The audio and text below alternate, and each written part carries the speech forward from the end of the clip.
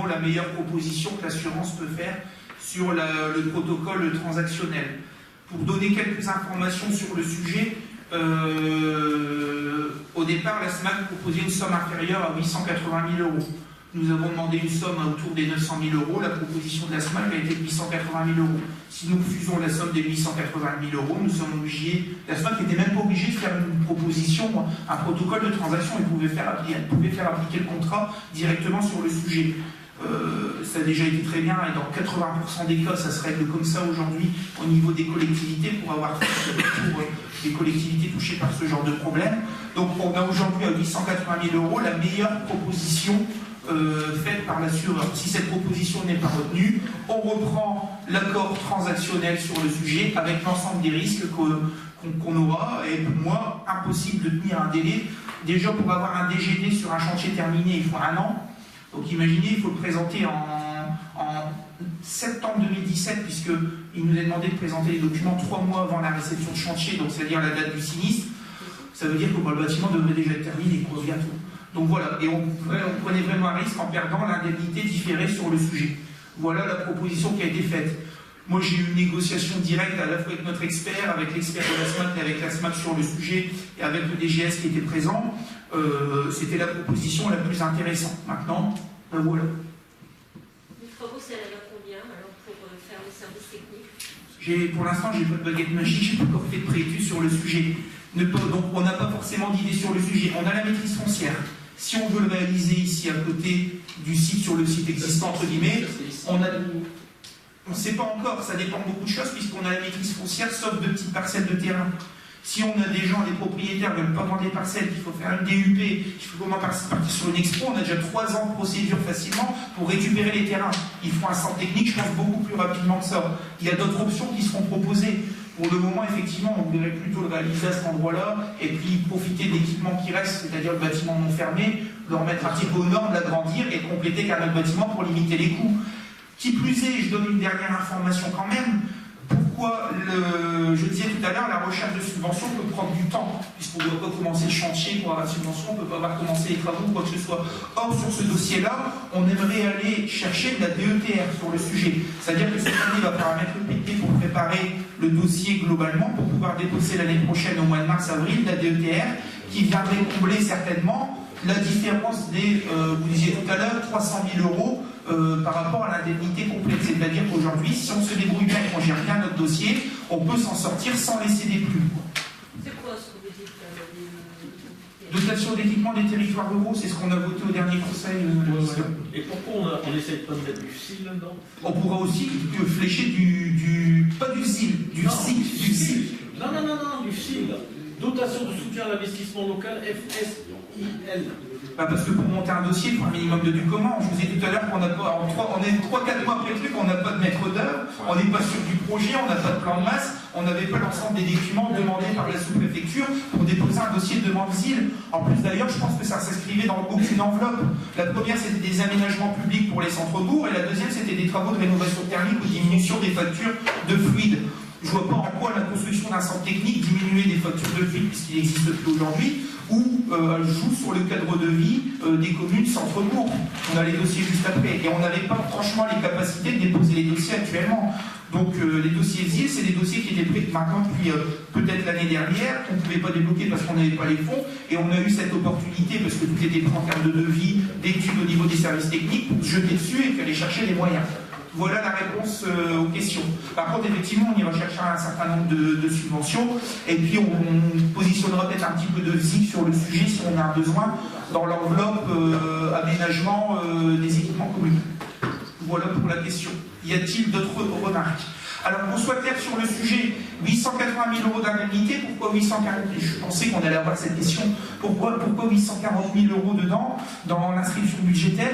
Puisque le code, on a pris un expert assuré, ce qui se fait dans 99% des cas pour nous défendre, le code des assurances prévoit la hauteur des indemnités de l'expert assuré à un pourcentage du sinistre, ce qui fait que l'expert assuré en fait, est réglé directement par l'assurance et recevra 40 000 euros d'indemnité pour son travail. Ce qui est pas mal, s'il y a des vocations, des gens qui veulent se lancer dans le domaine, c'est à vous. Voilà sur la question, pour être vraiment transparent et clair sur le sujet.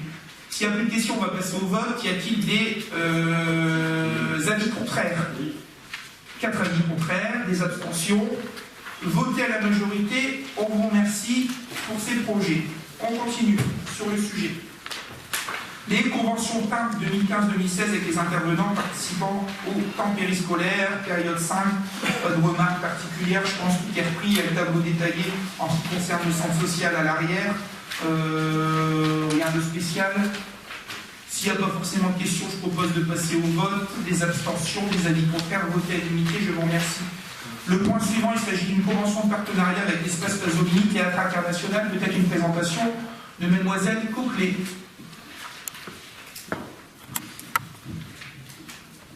Chaque année, nous faisons une convention de partenariat avec l'espace Pasolini. Cette année, nous accueillons le Carrefour International et nous faisons même l'ouverture officielle du Carrefour du Festival l'ICT prochain. Et donc, bon, ici, la convention, c'est la même comme chaque année, comme il y a 2 ans sur le Carrefour, sauf qu'elle a diminué par rapport à l'année dernière. L'année dernière, 7 000 et quelques, donc cette année, c'est 6 000 euros. Sinon, rien de plus. Nous accueillons des pays différents, donc beaucoup de pays asiatiques, Corée du Sud, Japon, et aussi l'Afrique du Sud. Voilà. Des questions particulières sur le sujet? Rien de spécial, on passe au vote, des avis contraires, des abstentions. Votez à l'unanimité. Merci à vous et merci aux écoles aussi qui participent très activement sur le sujet. Une demande de dotation de soutien à l'investissement local ZIL. Tout est repris dans la délibération. En fait, il s'agit. Ah, j'en ai passé une. Excusez-moi. Ah oui, J'ai oublié de mettre un post-it. Une subvention, une avance de subvention pour les petits chaussons qui avait été demandée à hauteur de 1000. Pas de questions particulières. C'est parce qu'ils commencent à faire leurs dépenses pour leur gala et ils avaient besoin de moyens assez rapidement pour acheter du matériel. Des questions particulières, non. Des avis contraires, des abstentions, votées à l'unanimité, je vous remercie. Les demandes de dotation à soutien à l'investissement local ZIL. Alors, c'est une information qui est venue de la sous-préfecture. L'État français souhaite soutenir l'investissement local. N'y voyez pas d'aubaine à 1 an des élections pour relancer l'économie. La première, mais c'est très bien, au moins ça fera du boulot et nous, ça nous donnera, j'espère, des moyens si les dossiers passent bien. La première enveloppe est de 500 millions d'euros. Elle est consacrée aux grands projets d'investissement des communes et des EPCI à fiscalité propre, ciblés autour des thématiques définies, rénovation thermique, transition énergétique, développement des énergies renouvelables.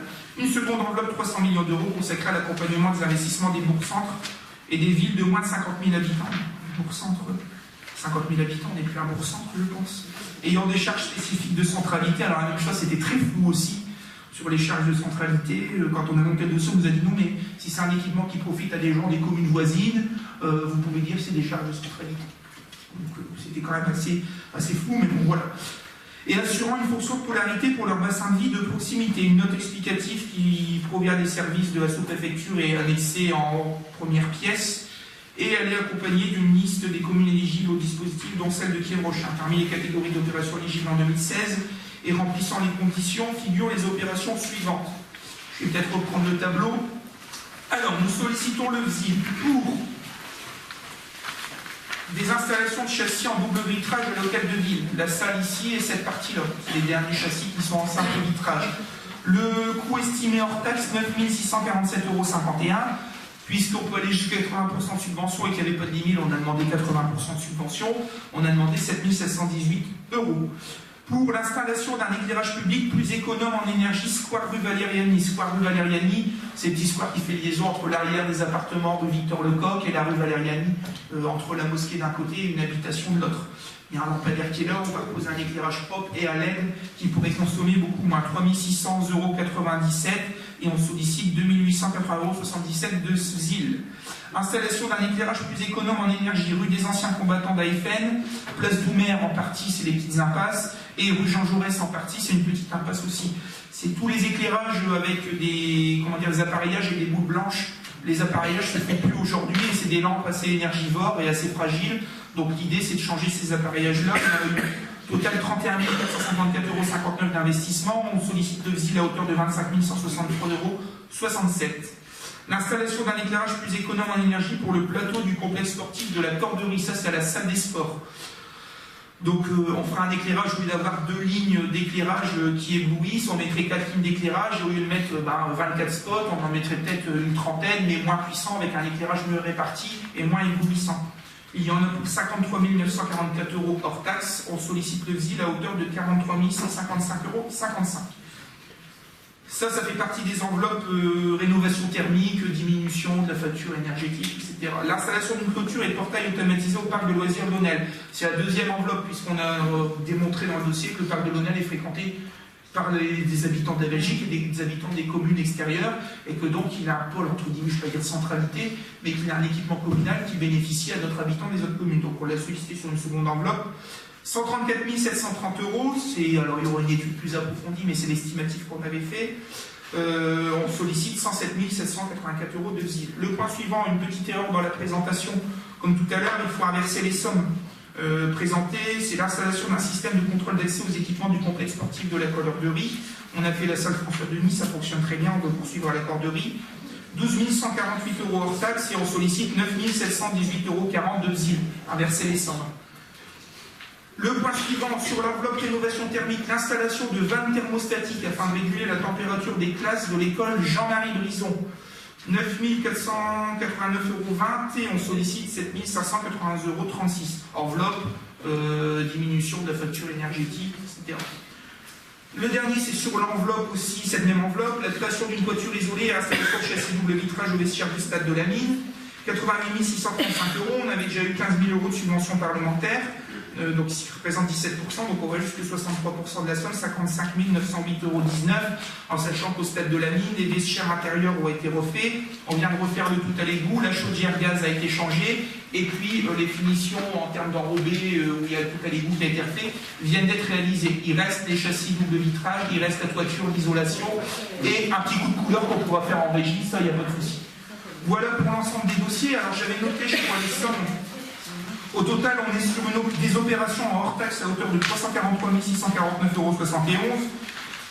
Je ne sais pas si on aura 80% partout, mais si on est optimiste, on a sollicité 259 919,94 € de VZIL, et la charge, reste à charge ville, serait de 68 730 €. Hors taxe, en sachant qu'on a ce en TTC et qu'on aura le remboursement de la TVA par ailleurs. Mais les dossiers doivent être réalisés sous les sommes hors taxe.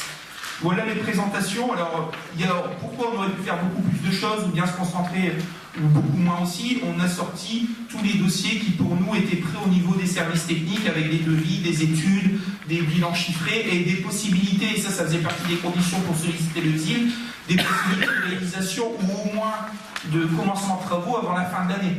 Parce que certains devront être liés à des marchés publics, certains autres pourront être réalisés assez rapidement dès qu'on a notification du montant et qu'on a les capacités financières. La délibération vient donc, on vous demande de confirmer la réalisation des travaux tels qu'ils sont mentionnés dans la délibération et renseignés dans les fiches actions, approuver les modalités de financement reprises dans l'annexe 1, solliciter les services de l'État pour l'octroi d'une subvention au titre du fonds de soutien à l'investissement local. Les dossiers sont déjà partis, il manque juste la délibération qui valide la programmation. Et autoriser M. le maire à déposer une demande de subvention au titre de la dotation de soutien à l'investissement des communes et de leurs groupements. On a eu la notification de ces dossiers-là le 15 mars, et il va y avoir les dossiers au 1er avril. D'où aussi la période courte pour réaliser le montage de dossiers comme cela. Si c'est pas prêt, ça nous passe sous le nez. Voilà, des questions particulières. Oui. Je voudrais savoir en quoi la clôture, le portail automatisé du parc répond aux critères d'éligibilité. C'est sur l'enveloppe installation et amélioration des équipements d'accueil du public. Sur la seconde enveloppe, sur les... Comment ? Sur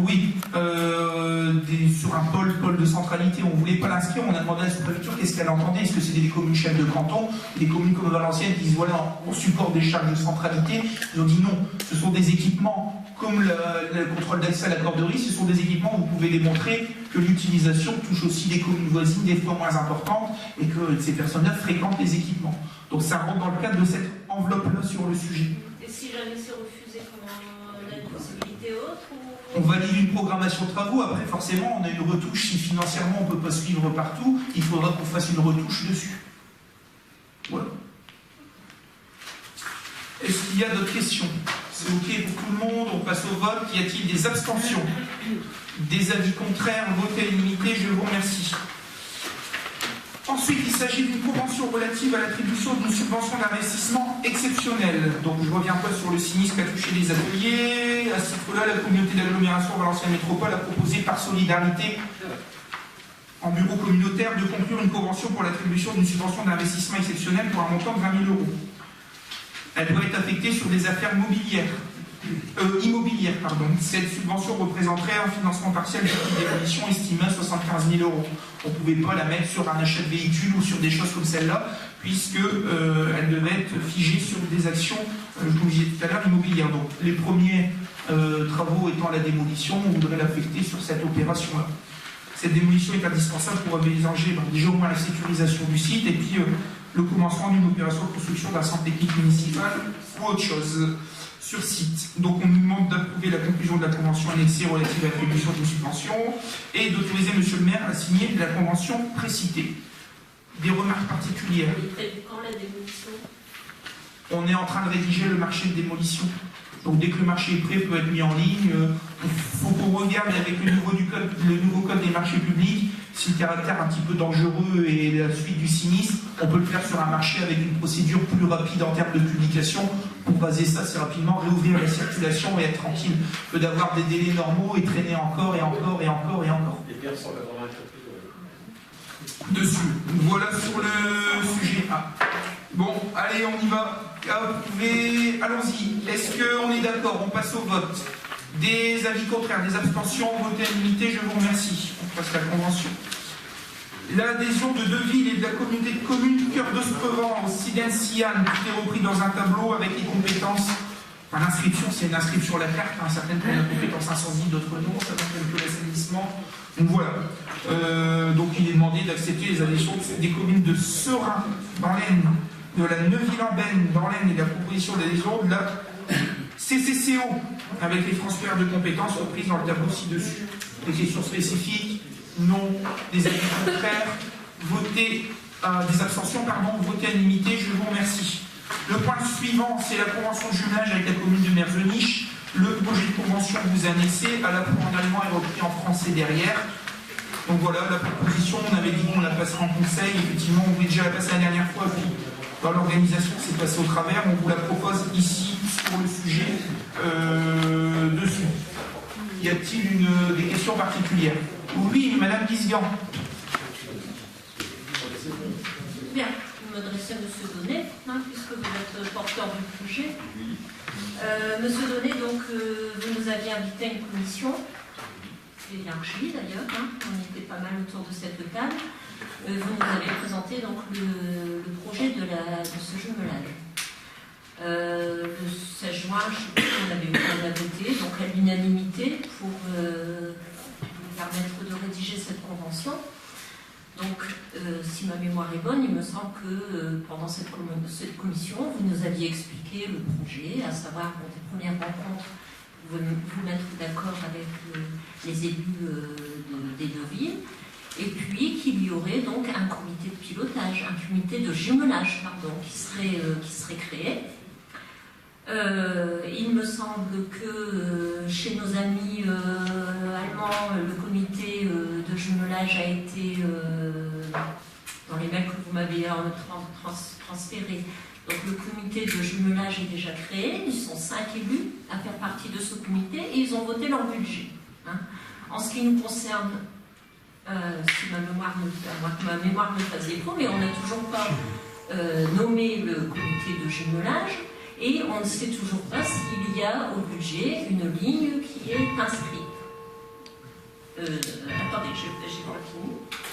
Donc, ce que vous nous montrez là, ce n'est pas une convention, c'est moi j'appellerais ça une charte de partenariat, une charte d'amitié, qui a été signée par nos amis allemands et qui a été signée au mois d'avril, récemment également, par monsieur le maire.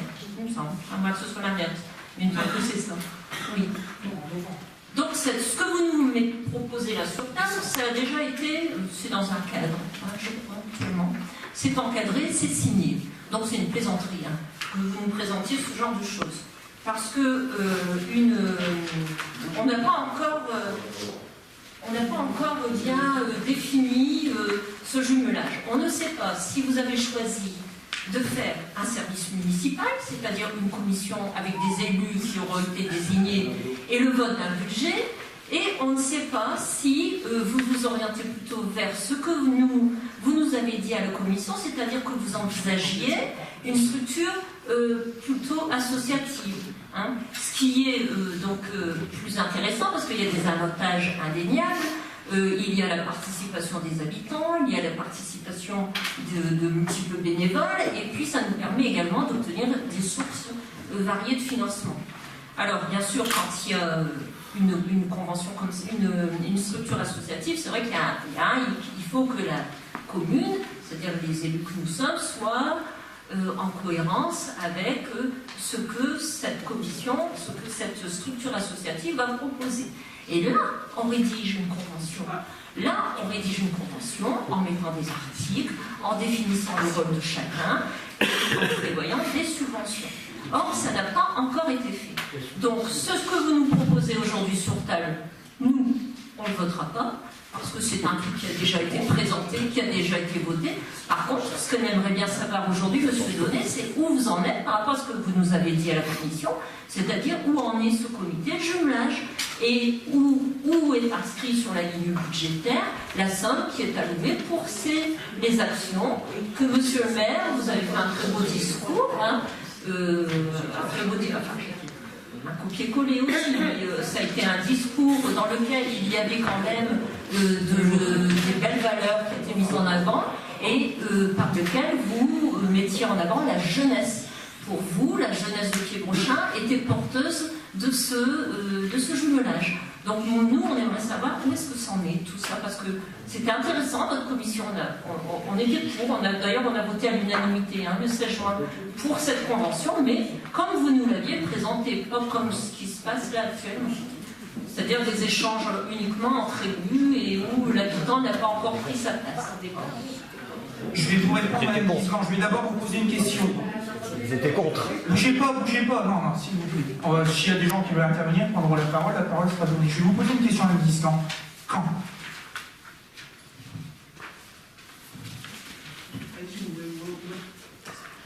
Comment Quand Quoi quand allez-vous arrêter la bêtise et l'hypocrisie? Pourquoi vous dites ça, Je monsieur? vous pose une question. Quand? Répondez-moi, je vous pose une question. Je ne suis pas hypocrite. C'est vous qui êtes hypocrite parce que vous nous dites des mensonges dans vos discours et vos actes ne correspondent pas à vos discours. Je voudrais poser une question. Moi, j'ai posé une question à M. Donnet. Je voudrais savoir quand le comité de jumelage va être créé. Il n'y a pas d'hypocrisie derrière, n'essayez pas encore de m'attaquer. Je pose une simple question. Quand le comité de jumelage va-t-il être créé? Je vous pose une question. Je suis le maire, je préside l'Assemblée, j'aimerais bien que vous me répondiez quand. Quand est-ce que vous allez arrêter l'hypocrisie et les bêtises? Je vous demande, donnez-moi une date, peut-être si vous en avez une.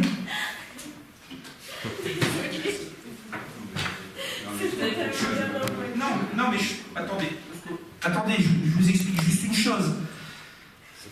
L'hypocrisie, je vais vous dire pourquoi. Nous avons fait une commission élargie où tout s'est très bien passé. Des discours très ouverts et très européens ont été tenus par certains d'entre nous. J'y étais pas, ça m'a été rapporté. Allez, je suis comme ça, Thomas, parce que je vois, je dois encore être gentil.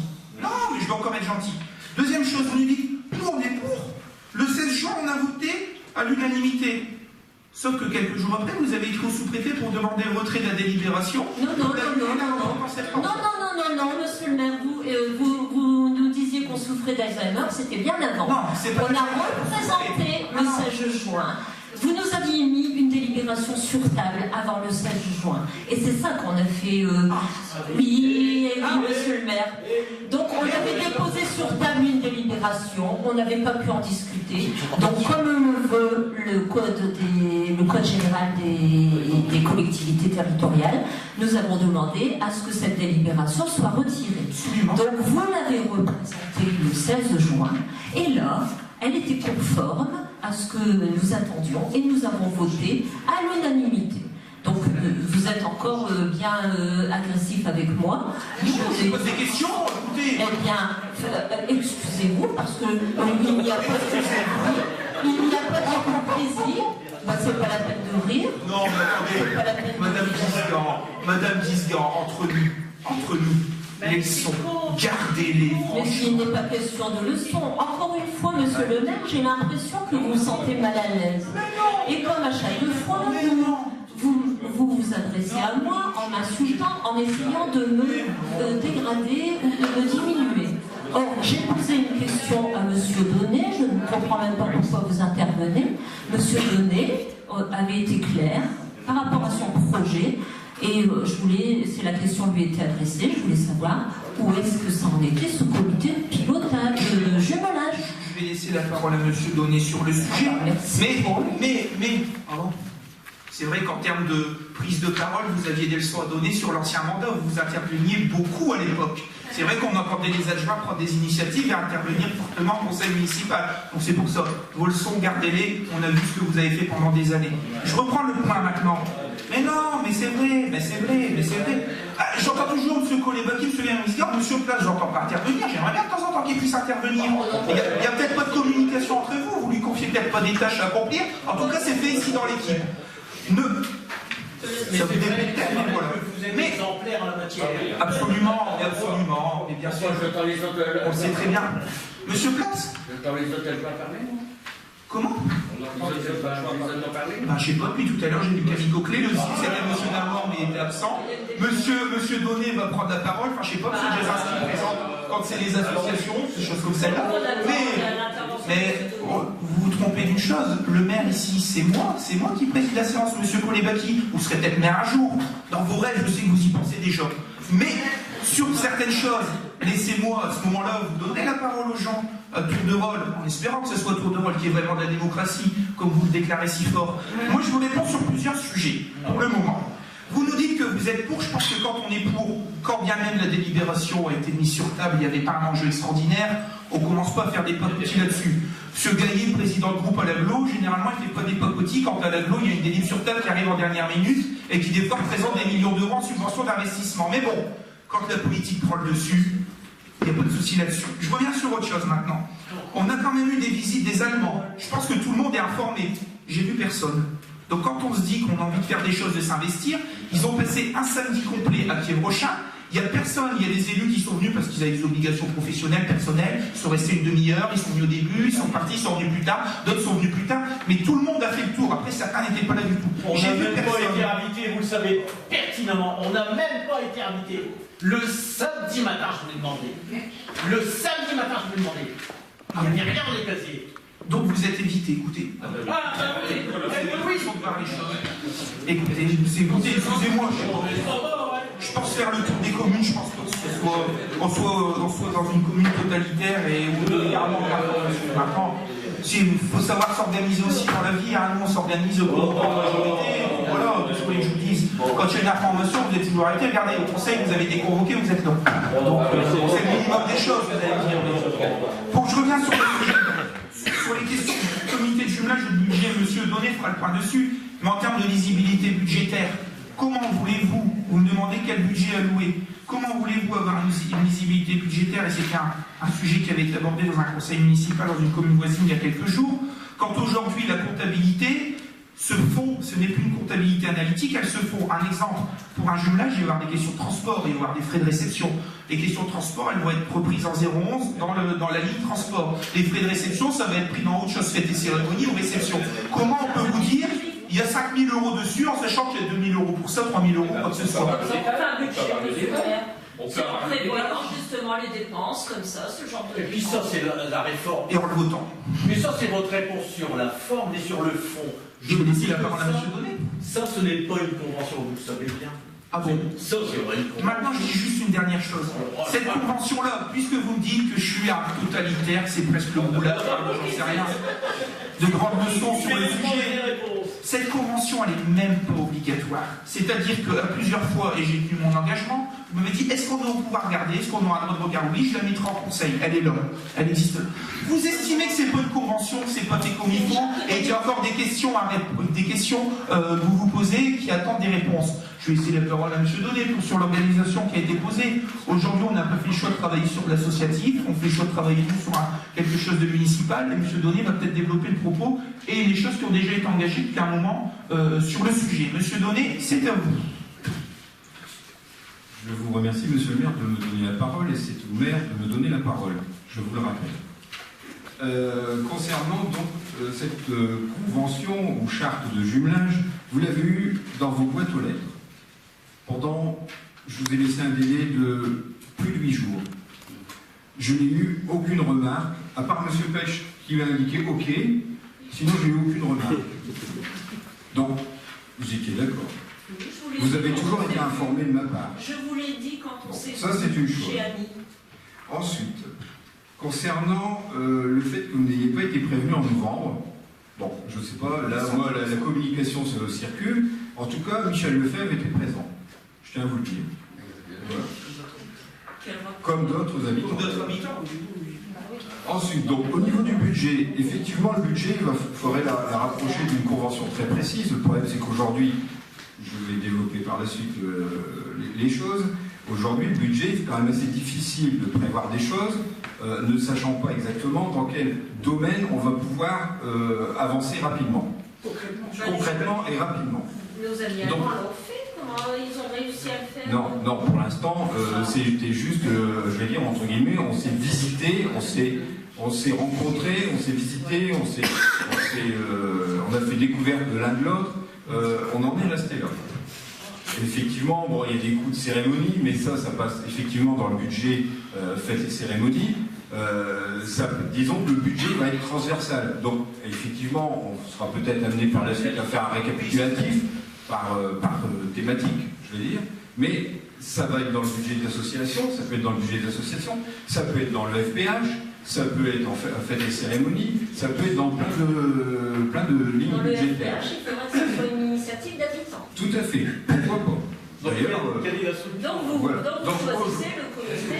Donc aujourd'hui, pour l'instant, c'est un groupe de travail, comme en Allemagne, sur lesquels certaines personnes vont y travailler. De toute façon, je ne sais pas si vous avez vu la phrase, elle est toujours au futur, va constituer. Ah ben alors, quand c'était ça, quand allez-vous la constituer? Alors, les retards, il y a quand même eu des retards importants qu'il faut aussi expliquer.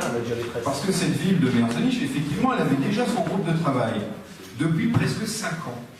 Pourquoi? Parce qu'ils ont fait un essai de jumelage avec la ville de Montbrison, et ça s'est mal passé. Donc ils étaient sur un échec, ils étaient vraiment, entre guillemets, un peu déçus, fatigués de cela, et ils étaient bien contents que je les contacte sur le sujet du jumelage. Donc il y avait ça, déjà, donc chez eux, il y avait déjà un groupe de travail, nous, pas. Et d'autre part, il y a eu aussi une échéance électorale, le maire de Merzonich a changé. Donc il fallait aussi attendre la mise en place du nouveau maire et voir quelles étaient ses orientations. Voilà. Donc tout ça s'explique, et c'est pour ça qu'on a pris énormément de retard et qu'on a l'impression de ne pas avoir avancé et pas encore fixé les choses, mais ça va se faire. Voilà. Ça vous convient cette réponse? Je vous remercie. Je remercie monsieur le maire.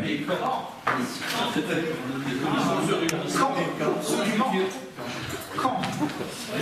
Alors, on va passer au vote. Monsieur Petch a quitté la séance. C'est bon, c'est pas gênant. On va passer au vote sur cette proposition. Encore une fois, on n'était pas obligé de la poser et c'était pas quelque chose qui était dans un cadre formel et dans un cadre légal très précis sur le sujet. Et surtout pour laisser un débat avec le contenu qu'il y a eu, mais voilà.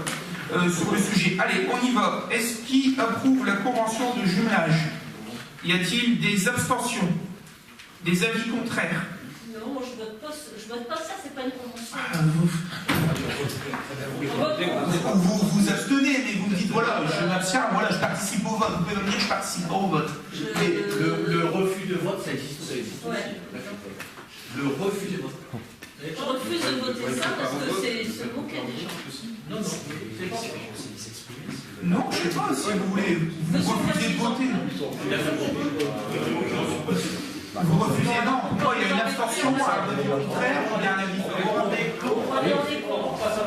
4 avis contraires, monsieur Place aussi, oui. Bon, c'est bien. Vous manifestez, ça va. Il corps présent. Qui vote abstention?